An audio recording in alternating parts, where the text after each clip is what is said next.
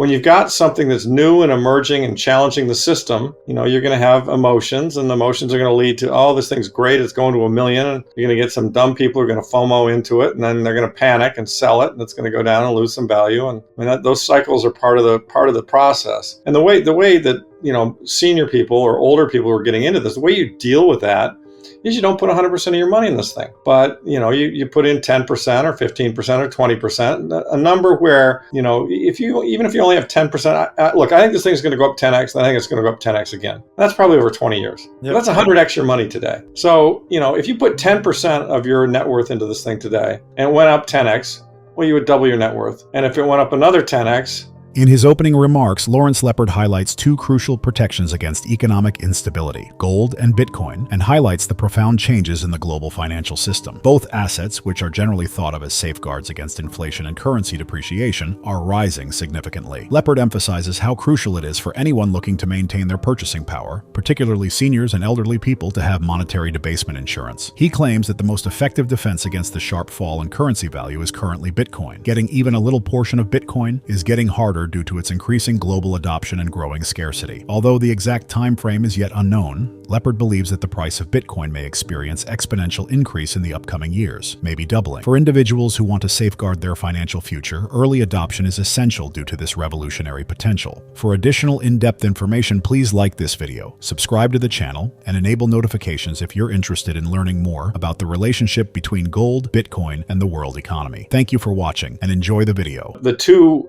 fire alarms for money printing and monetary debasement and future inflation are gold and Bitcoin. And gold and Bitcoin are both at record highs. And so the market is telling you, hey, and by the way, bonds haven't done particularly well. And in bond terms, last 3 years, gold's up 180% relative to bonds, and Bitcoin's up 3,000% relative to bonds. And so, the long bond used to be the base of the entire financial system.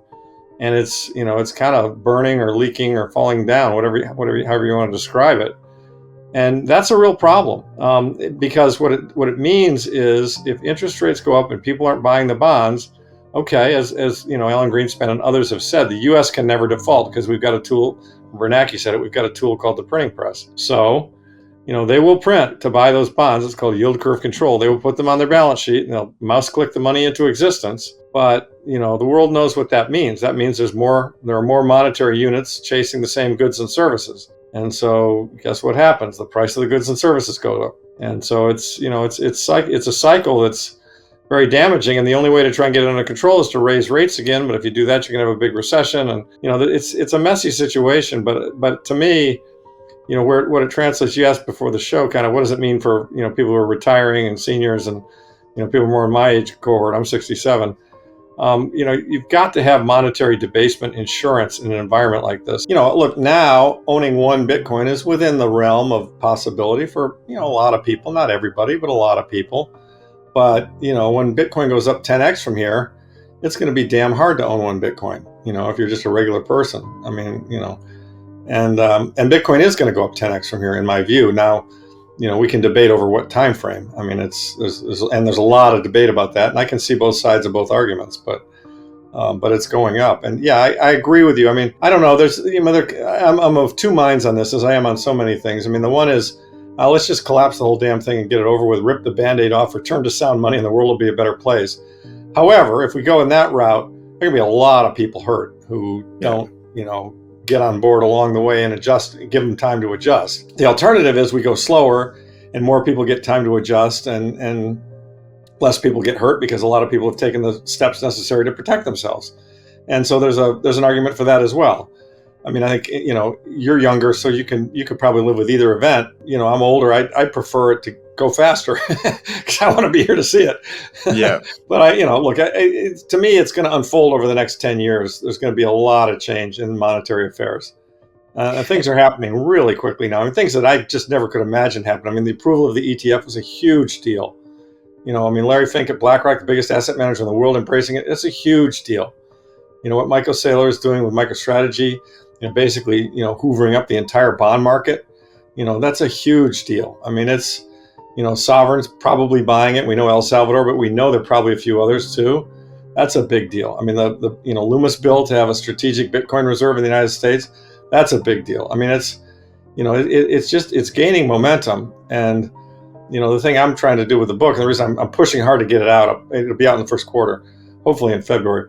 It's all gaining momentum. I want to get people to, focus on it, pay attention now, because, in a year from now, it's going to be harder to, it's going to be more expensive. Lawrence Lepard offers a comprehensive approach for Bitcoin investing that emphasizes risk management and diversification. He suggests beginning modestly allocating just 1 to 2% of your net worth for people who are hesitant to make significant financial commitments. According to Lepard, Bitcoin's potential for exponential development means that even a little investment might yield substantial rewards over time. He highlights that the biggest mistake is not being exposed to Bitcoin because there could be a significant opportunity cost associated with missing its rise. According to Lepard, even a little investment can put you in a position to take advantage of Bitcoin's revolutionary potential while minimizing dangers. Also, a quick reminder, only a small percentage of viewers are subscribed. Hit that like button and subscribe. It's free and helps the channel grow. Now let's get back and hear what Lawrence Lepard has to say. You got to be willing to ride these roller coasters, and you got to understand what you own, why you own it.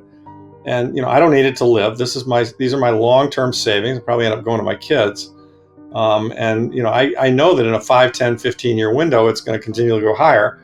And as you and I both know, anyone who's ever held it for over 4 years is not underwater. I mean, these downdrafts tend to be less than 4 years in length, although they can be quite severe. They were severe. I think they're getting less severe over time, but it's important. I mean, I always counsel Bitcoiners trying to sell their friends on Bitcoin. You need to explain that whatever they put in, they have to be prepared to handle a 50% drawdown and not panic, because, that could happen. And if it did happen, it would be a buying opportunity, not the time to sell. And, and one thing is notable is that with each cycle, we hit higher highs and higher lows.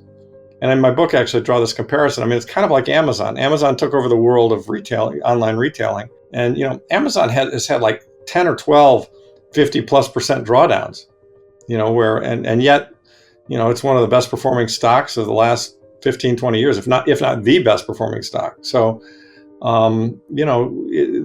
when you've got something that's new and emerging and challenging the system, you're going to have emotions, and the emotions are going to lead to, oh, this thing's great, it's going to 1 million, and you're going to get some dumb people who are going to FOMO into it, and then they're going to panic and sell it, and it's going to go down and lose some value. And those cycles are part of the process. And the way that senior people or older people who are getting into this, the way you deal with that is you don't put 100% of your money in this thing, but you put in 10% or 15% or 20%, a number where, even if you only have 10%, look, I think this thing is going to go up 10x, and I think it's going to go up 10x again. That's probably over 20 years. Yep. That's 100x your money today. So, if you put 10% of your net worth into this thing today and it went up 10x, well, you would double your net worth. And if it went up another 10x, you would 20x, that would be great, right? I mean, you're like 2,000x your net worth. So the point is that you've got to have a long-term perspective on it. And I always say the wrong allocation is zero. Even only 1 or 2% of your net worth in it, it's going to make a difference. And if you know about it, and you don't put 1 or 2% in, what are you thinking? I mean, there's not a soul in the world that can't afford to lose 1 or 2, that has savings, that can't afford to lose 1 or 2% of their net worth. It's just, there isn't one, and yet, if they put 2% in and it goes up 10x and 10x again, that's going to be, one heck of a return. They're going to be glad they're there. Yeah. So, it's something that everyone needs exposure to, but I think you need to look at the risk dial. I mean, those of us who are in it heavily, we're very comfortable with the risk. And, I know 30-year-olds who have 100% in it. I don't have 100% in it, but I have over 50, I have a big number in it. And that's okay. I mean, partly it got there by growing. I didn't start off putting half in, but but it's become half. And I suspect it could become 70, 80, because I'm not selling.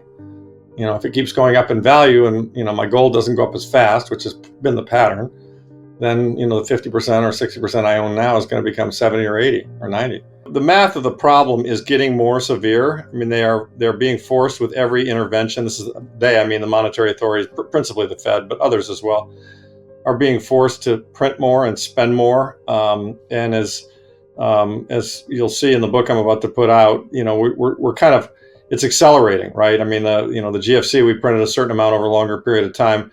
COVID, we printed more quicker. And the U.S. federal debt doom loop, the federal budget in the United States is really in rough shape and getting worse. And in spite of, Elon and Vivek saying they can solve it, my evaluation of the math suggests they can't. They can make it better, and that's a good thing, but it's really bad. So how much better they can make it is unclear. But somewhat embedded in your question is how much time do we have before the system comes unwound? And I don't really know. It could be a week, it could be a couple of years, it could be probably all the way unwound. It's maybe 5 or 10 years, but I think we are going to have some kind of a financial crack up in the next year, say year and a half. And when we do, I think that they'll come in with the fire hoses of liquidity, and that will fuel the next round of inflation. I mean, we had obviously very high inflation with all the COVID stimulus and the money printing. We grew the money supply 42%. And I think that, we're looking at another one of those, maybe, obviously not driven by a pandemic, probably not driven by a pandemic, but just driven by, whether it's a stock market collapse or a commercial real estate collapse or bank troubles or, there are a lot of possible triggers as you look around. But I think something will break. And the Fed, and probably the bond market is the most likely thing to break as this inflation starts to continue to creep back in, as it appears to already be doing. They're going to see that they really haven't got inflation under control, and the bond market's going to say, "Oh, we don't like that." So the U.S. government, who lives by selling bonds, is going to have a hard time selling their bonds, and if so, the rates are going to go higher. Higher rates are going to mean more interest expense. More interest expense means bigger deficit. Bigger deficit means you got to sell more bonds. I mean, you see where I'm going.